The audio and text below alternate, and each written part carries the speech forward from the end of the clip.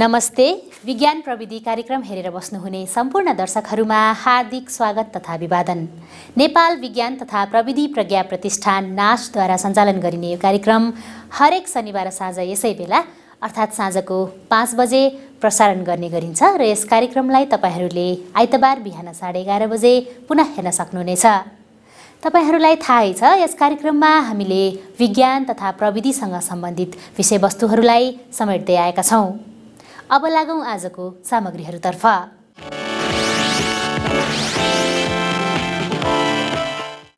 Virus के हो त? यो कस्तो जीव हो? त्यसैगरी कोरोना भाइरस कस्तो जीव हो त? यसका फरक स्ट्रेनहरू कसरी देखा पर्छन्? यिनै विषयहरूबारे विशेषज्ञसँग गरिएको कुराकानी सहितको रिपोर्ट प्रस्तुत गर्दैछौँ।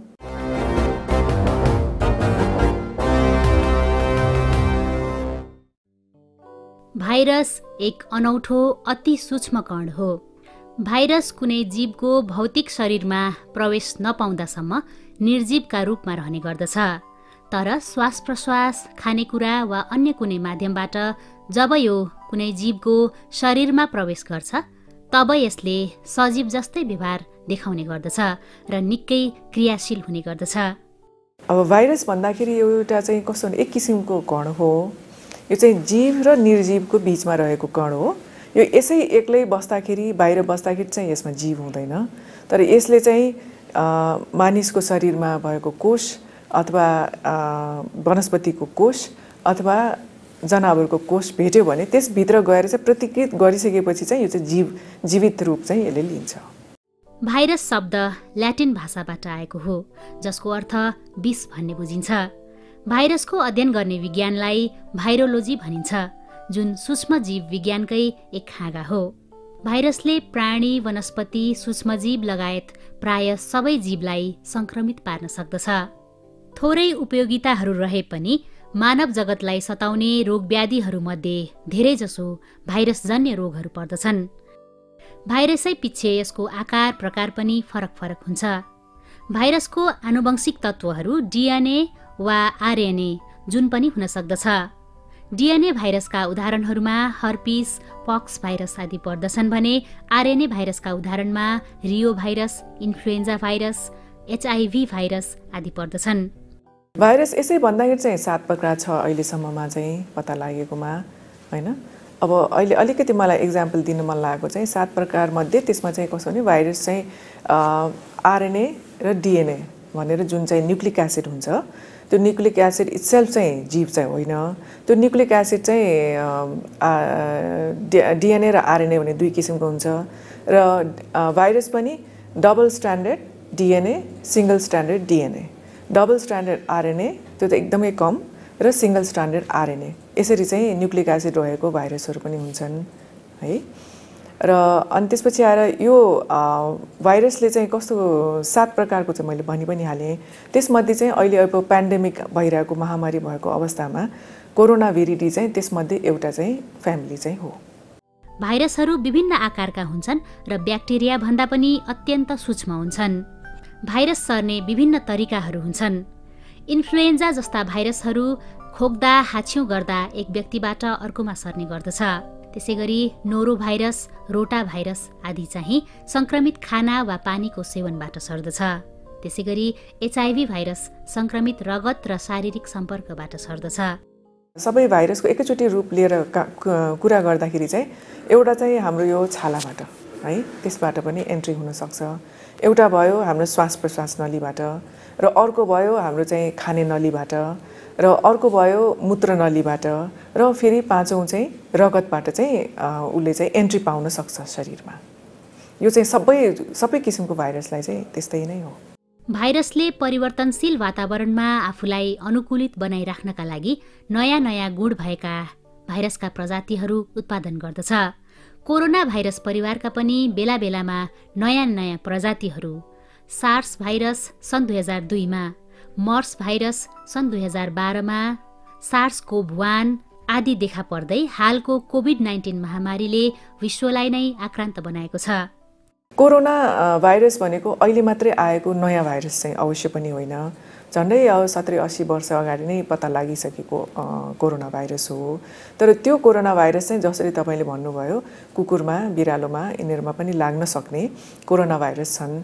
यो कोरोना भाइरसको विरुद्धमा चाहिँ हामीले चाहिँ यो कुकुर बिरालोलाई पनि भ्याक्सिन दिने गर्छौँ। तर अहिले आएको कोरोना जुन छ हामीले यो चाहिँ अलिकति भिन्न भएर आएको छ।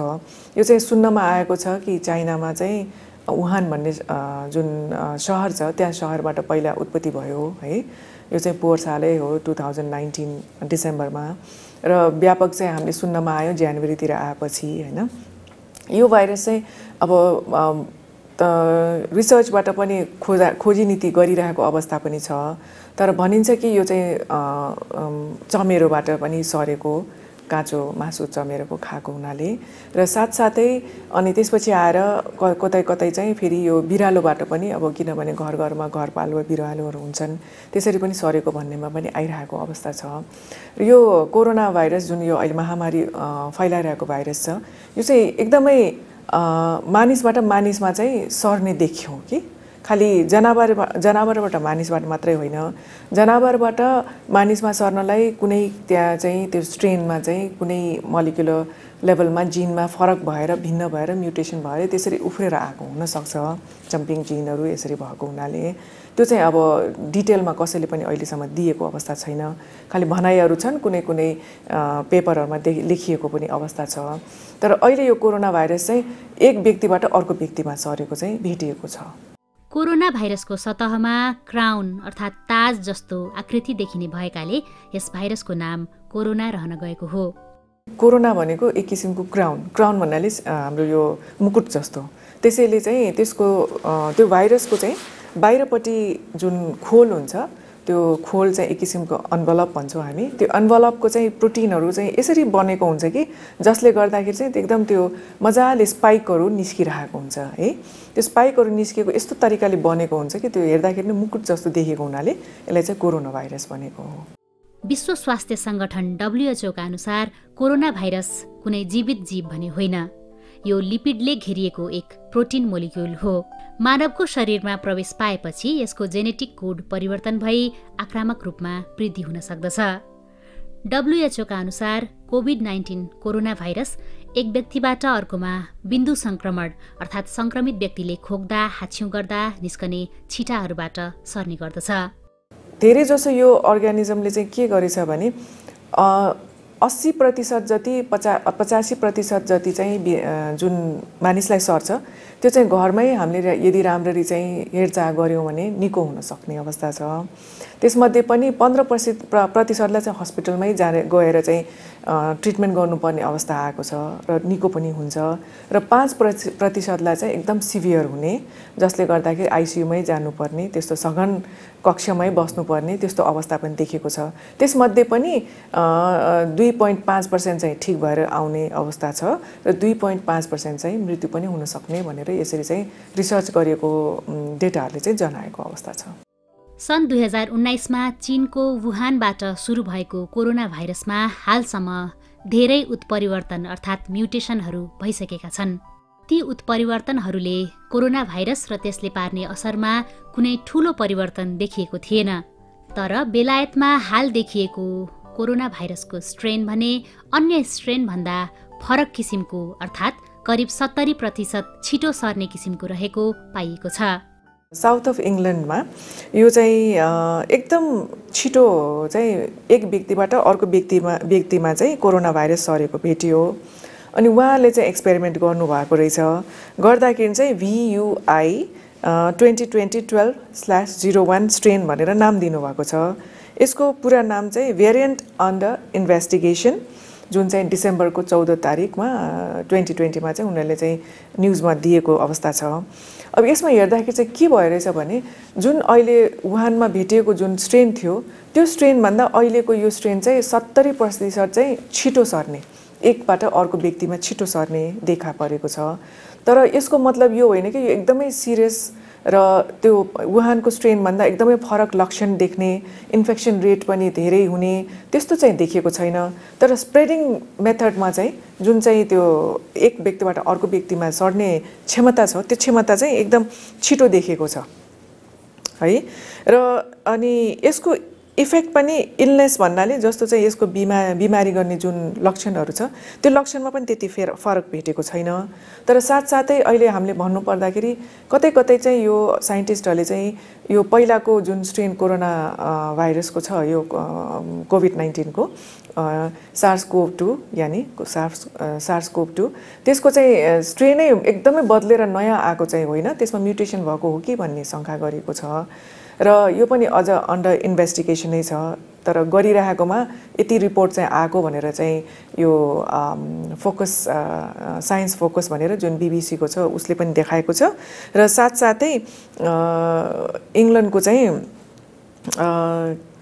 यो ब्रिटिस को चाहिँ छ नि उनीहरूको पनि गभर्नमेन्टले पनि उनीहरूले पनि देखाइरहेको अवस्था छ। अहिलेको यो एक्सपेरिमेन्टको हिसाबले झन्डै संसारभरि 4000 नयाँ त म्युटेन्ट स्ट्रेनहरू त देखा परेकै छ। यसको मतलब होइन कि एकदम नयाँ नै निक्लेको नोभल नै स्ट्रेन निक्लेको चाहिँ होइन, यसैबाट चाहिँ परिवर्तन भएर म्युटेसन भएर चाहिँ निस्केको अवस्था चाहिँ देखिएको छ। कोरोना भाइरसको यस नयाँ स्ट्रेनबाट बच्न विश्व स्वास्थ्य सङ्गठन WHO तथा नेपाल सरकारले सुझाएका उपायहरू जस्तै बेला बेलामा साबुन पानीले मिचिमिची हात धुने, भिडभाड नगर्ने, बाहिर निस्कदा मास्कको प्रयोग गर्ने, सामाजिक दूरी कायम गर्ने जस्ता उपायहरू अपनाउनु पर्दछ। कतै पनि कहीँ पनि बाहिर गएर आयो भने चाहिँ हात चाहिँ साबुनले मिचिमिची धुने। यो चाहिँ किन भनेको भने कोरोना भाइरसको जुन बाहिरको जुन खोल छ एन्भलप छ त्यसमा एक किसिमको चिल्लो पदार्थ एक किसिमको प्रोटिन हुन्छ है। त्यो प्रोटिन चाहिँ धेरै जसो स्पाइक प्रोटिनसँग रिलेटेड छ हैन भाइरसको, जसले गर्दाखेरि मैले अघि पहिला सुरुमा पनि भनिसकेँ कि यो चाहिँ एक किसिमको मुकुट जस्तो देखिने प्रोटिन हो, जसले गर्दा त्यो स्ट्रक्चर त्यसरी देखिएको छ र कोरोना भनेर नाउँ दियो। त्यसमा त्यो चाहिँ के हुन्छ भने साबुनमा चाहिँ डिटर्जेन्टमा चाहिँ राम्ररी चाहिँ घुलेर जान्छ। डिटर्जेन्टले चाहिँ त्यसलाई चाहिँ वास गर्ने इजिली वास गर्छ भनेको मतलब त्यसमा डिजल्भ हुन्छ। त्यही कारणले गरेर हो अहिले व्यापक संसारभरि नै साबुनले अथवा डिटर्जेन्टले चाहिँ राम्ररी मिचिमिची हात धुने अथवा लुगाफाटो चलाएको छ भने लुगाफाटो पनि राम्ररी डिटर्जेन्टमा चाहिँ डुबाएर धुने भनेको कारण त्यो हो। एक त्यो है। दोस्रोमा चाहिँ मास्क लाउने। अब यो मास्क भन्दैमा हामीले जुन लाउने मास्क छ N95 छ एउटा अलि महँगो छ र अर्को चाहिँ 3 पत्रे 2 पत्रे 1 पत्रे सबै नै अहिले आइरहेको छ। तर म चाहिँ के भन्छु सकेसम्म 3 पत्र भएको चाहिँ मास्क चाहिँ युज गरौँ भन्छु। यो मास्कले चाहिँ भाइरसलाई नै एकैचोटि रोक्ने चाहिँ अवश्य पनि होइन, किनभने पोर साइजमा चाहिँ त्यो छिर्न चाहिँ सक्छ। तर त्यसले चाहिँ केही हदसम्म चाहिँ रोक्न सकिन्छ। जस्तो अब हाम्रो सरकारले पनि भनिरहेछ, WHO ले पनि भनेको अवस्था छ 6 फिट चाहिँ टाढा दूरीमा बस्नु एक मान्छेबाट अर्को मान्छे हैन।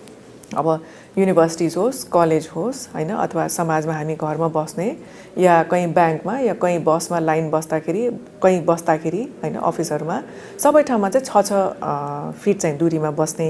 त्यति गर्दाखेरि मास्क लगाएको अवस्थामा के हुन्छ भने एकजनाले हाछुँ गरेको छ भने पनि त्यो उसकै मास्क भित्र रहिरहन्छ, त्यति टाढा जान पाइन्न। हामी भन्छौँ कि हाछुँ गर्दाखेरि एकजना मान्छेले फुल फोर्सले हाछुँ गर्दाखेरि उसमा चाहिँ के त हाम्रो यो सासमा चाहिँ हाम्रो हाछुँ गर्दाखेरि एउटा त कीटाणुहरू छँदैछ, त्यसमाथि फेरि पानीको ड्रपलेट्सहरू पनि हुन्छन्। त्यो चाहिँ झन्डै 12 देखि 15 फिटसम्म त्यति टाढासम्म जाने फोर्स हुन्छ अरे। अब बोल्दाखेरि पनि बिस्तारै गनगन गरेर बोल्नु र बेसरी चिच्याई बोल्नु कराउनु, त्यसमा पनि त्यो जुन ड्रपलेटहरू हाम्रो मुखबाट आउनेहरू जुन छन् के भन्नु ड्रपलेट या एरोसोल्सहरू तिनीहरू हुन्छन्, तिनीहरू टाढासम्म चाहिँ जान सक्ने अवस्था हुन्छ। र फेरि बाहिर त हावा पनि छ, हावाको ड्रिफ्टले अझै टाढा लाने सक्ने अवस्था हुन्छ। त्यही कारणले गर्दाखेरि मास्क लाउँदाखेरि केही हदसम्म छेक्न सक्छौँ। एक दोस्रो फेरि जसले मास्क लगाएको छ पहिलो व्यक्तिले हाछुँ गरे, दोस्रो व्यक्तिले त्यही नजिक छ भनौँ 6 फिटै टाढा छ, तर उसका पुग्नलाई पनि टाइम लाग्छ र मास्कले पनि केही हदसम्म त्यो ड्रपलेटहरूलाई रोक्छ। र त्यसपछि कति दूरीसम्म ट्राभल गर्दा गर्दै हाम्रो गुरुत्वाकर्षण हुन्छ, त्यसले पनि तान्छ पृथ्वीले, जसले गर्दाखेरि त्यो ड्रपलेट खस्ने अवस्था पनि हुन्छ। र त्यसमाथि आएर फेरि संक्रमण हुनेले पनि मास्क लाउने, संक्रमण नहुनेले पनि मास्क लाउने। WHO का सुझावहरू बाहेक पौष्टिक आहारको सेवन गरी शरीरको प्रतिरक्षात्मक प्रणालीलाई स्वस्थ बनाउनु पनि कोरोना भाइरस संक्रमणबाट बच्ने उपायका रूपमा पर्दछ। हामी चाहिँ धेरै जसो अब विदेशमा भनेको छ कि 3 जना या 4 जना भन्दा बेसी चाहिँ ग्रुपमा टाँसेर नबसौँ। आफ्नो परिवारको छ भने अलिकति ठिकै छ, किनभने ऊ एउटै इन्भाइरोमेन्टमा बसेको छ र एक परिवार एकदमै नजिकको रिस्ता भए तापनि एक परिवारबाट अर्को परिवारसँग यदि हामी कहीँ जमघट या कहीँ कुरा या केही गर्नु छ भने पनि टाढा दूरी चाहिँ मेन्टेन गर्ने है।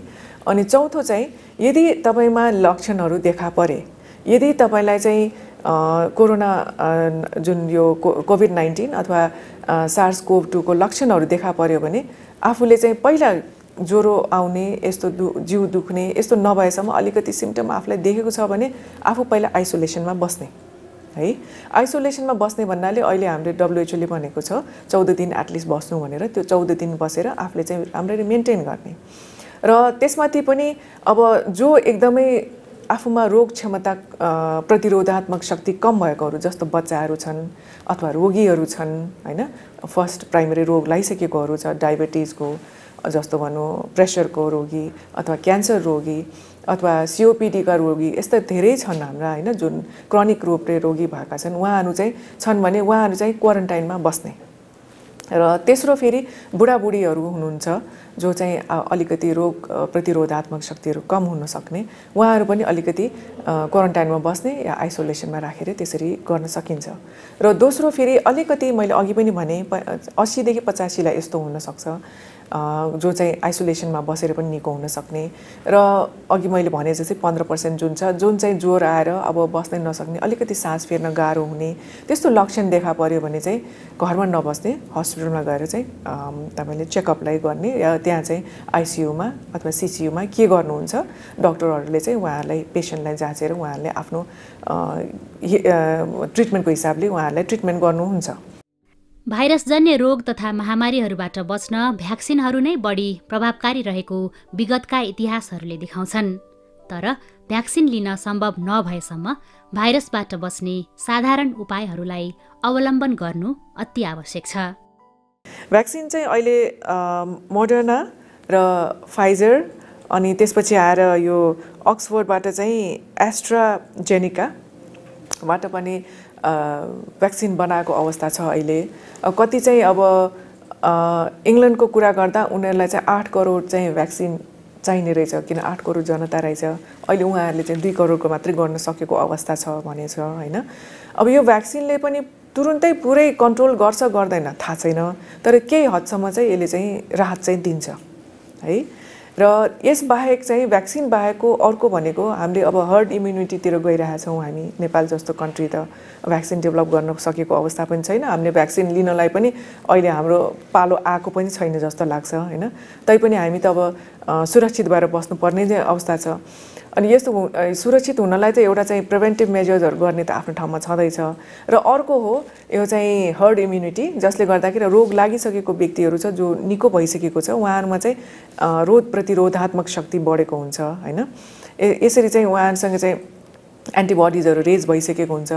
त्यही कारणले गर्दाखेरि उहाँहरूले चाहिँ अब सिकिस्त सबैलाई चाहिँ होइन, सिकिस्त भएको जुन सघन क्षेत्रमा रहेको सघन कक्षमा रहेको बिरामीहरू हुनुहुन्छ, आइसियुमा सिसियुमा भएको बिरामीहरू हुनुहुन्छ, उहाँलाई चाहिँ अहिले हामीले ट्रिटमेन्ट गर्न सक्ने भनेको उहाँहरूको रगतबाट चाहिँ हामीले चाहिँ एन्टिबडिजहरू निकाल्ने हैन। अन्त त्यो एन्टिबडिजहरू प्लाज्मा ट्रिटमेन्टको हिसाबमा चाहिँ ट्रान्सफर गरेर चाहिँ त्यसरी चाहिँ गर्न सक्ने अवस्था चाहिँ छ।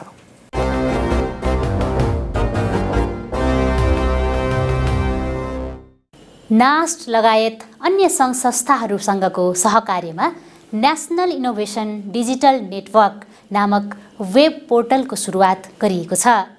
उक्त पोर्टलमा आफ्ना इनोभेसनहरूलाई अनुसन्धानकर्ताहरूले कसरी समावेश गर्न सक्छन् भन्ने बारेको यो रिपोर्ट प्रस्तुत गर्दैछौँ।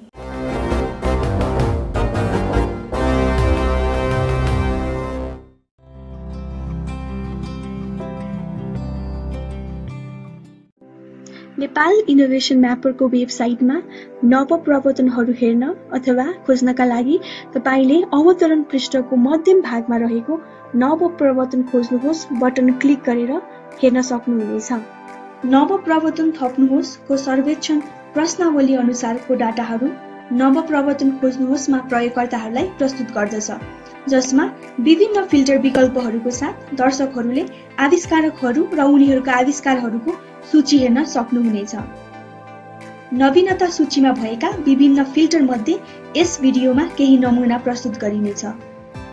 नवप्रवर्तन खोज्नुहोस् बटनमा क्लिक गरेपछि नेपाल इनोभेसन म्यापरको तल फिल्टर देखाउनुहोस् अप्सन रहेको छ। त्यो सँगै तल सङ्कलित डाटा, नक्सा र इन्फोग्राफिक्स रहेको छ। कुनै पनि फिल्टर प्रयोग नगरी सङ्कलित डाटा हेर्दा सबै डाटाहरू त्यसमा उपलब्ध हुन्छन् र ती डाटाहरू ठाउँ अनुसार कुन ठाउँ हो भनेर हेर्न नक्सामा क्लिक गरेर प्रदेश अनुसार डाटाहरू नेपालको नक्सामा हेर्न सकिनेछ। साथसाथै हामीले कलर म्यापमा पनि हेर्न सक्नेछौँ। यसै गरेर नक्सामा विभिन्न चयन सुविधाहरू छन्, जस्तै open street map, Google street, Google satellite लगायत अरू पनि। त्यसै गरेर इन्फोग्राफिक्स क्लिक गर्दा ती डाटाहरूसँग सम्बन्धित तथ्यको आधारमा प्रस्तुत भिजुअल ग्राफहरू हेर्न सकिनेछ।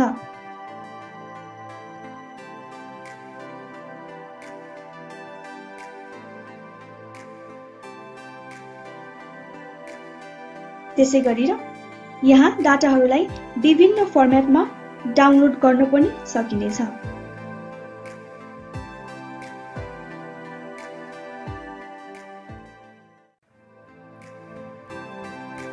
कुनै तोकिएको क्षेत्र या अन्य फिल्टरको चयन अनुसारको डाटा हेर्नको लागि फिल्टर देखाउनुहोस् अप्सनमा क्लिक गर्न सकिनेछ, जसमा क्षेत्र छान्नुहोस्, वर्ग छान्नुहोस्, प्रदेश अनुसार, विकासको चरण अनुसार, नवप्रवर्तकको प्रकार अनुसार, खोजिरहेको सहयोग अनुसार, परियोजना समयावधि अनुसार र साथै आफ्नो नवप्रवर्तकको नीति अनुसार छान्न सकिनेछ।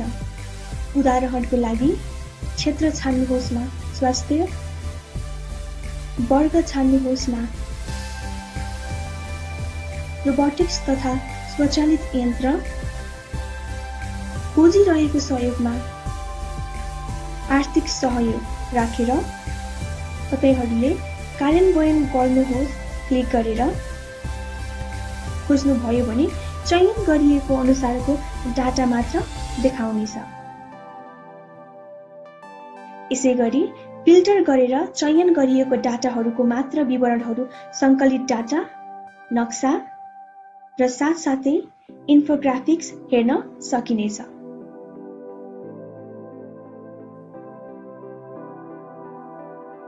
सबै आविष्कारहरू 3 प्रकारमा प्रस्तुत गरिन्छ: डाटासेट भ्यू, सङ्कलित डाटा, नक्सा भ्यू र इन्फोग्राफिक्स भ्यू।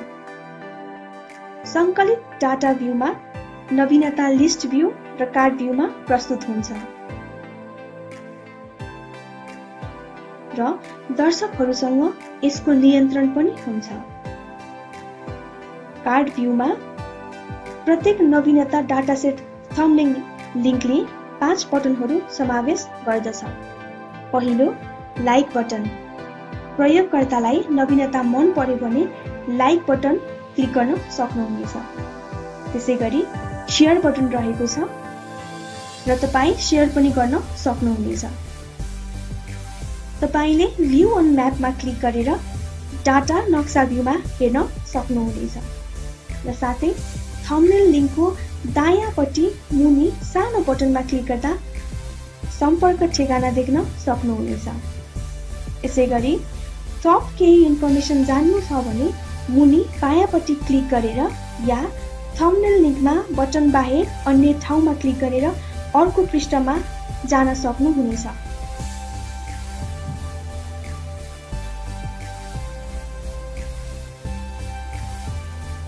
यसरी हामीले नवप्रवर्तक र उनीहरूका नवप्रवर्तन बारे खोज्न सक्दछौँ।